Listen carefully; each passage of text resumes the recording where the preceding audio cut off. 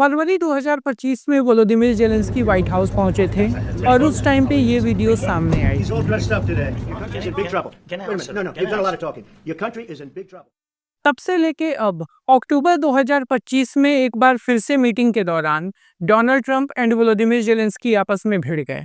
हालांकि पिछली बार की तरह इस बार कोई वीडियो सामने नहीं आई है, लेकिन बहुत सी मीडिया रिपोर्ट्स में ये क्लेम किया गया कि मीटिंग के दौरान कई बार दूसरे पे हावी होने के लिए ट्रंप एंड ज़ेलेंस्की ने अपनी आवाज़ तेज की।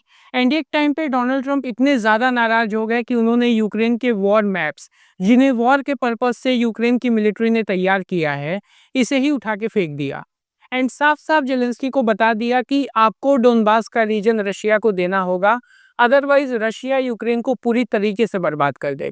इस बार जो ये झगड़ा हुआ है, इसके पीछे दो बड़े रीजंस हैं। पिछले 9 महीने में डोनाल्ड ट्रंप ने सब कुछ करके देख लिया।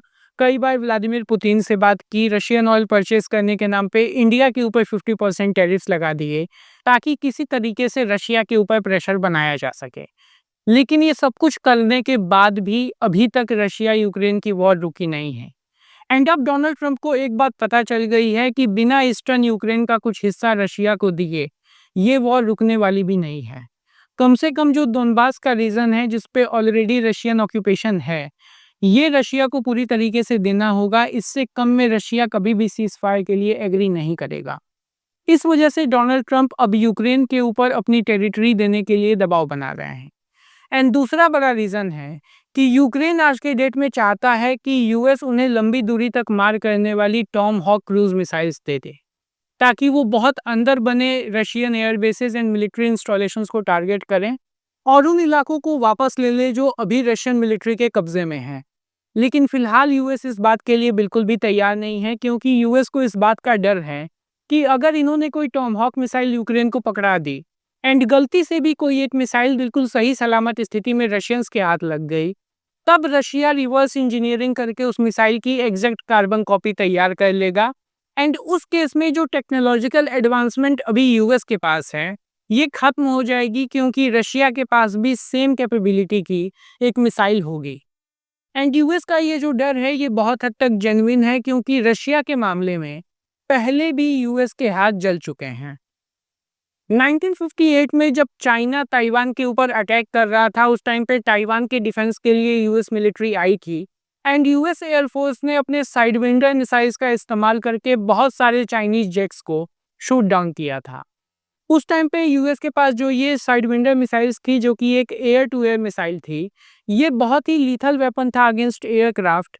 सिर्फ एक मिसाइल काफ़ी थी किसी भी फाइटर जेट्स को शूट डाउन करने के लिए। लेकिन फिर हुआ क्या कि एक साइडविंडर मिसाइल जिसने एक चाइनीज जेट को हिट किया था, अनफॉर्चुनेटली उसमें एक्सप्लोजन नहीं हुआ एंड बिल्कुल सही सलामत स्थिति में चाइनीज एयरफोर्स ने उसे रिट्रीव कर लिया। बाद में चाइना ने उसे सोवियत यूनियन को पकड़ा दिया एंड सोवियट्स ने उसकी रिवर्स इंजीनियरिंग करके अपनी K-13 मिसाइल तैयार कर दी। एंड एक बहुत बड़ा टेक्नोलॉजिकल एडवांसमेंट जो उस टाइम पे यूएस के पास था, वो यूएस के हाथ से चला गया।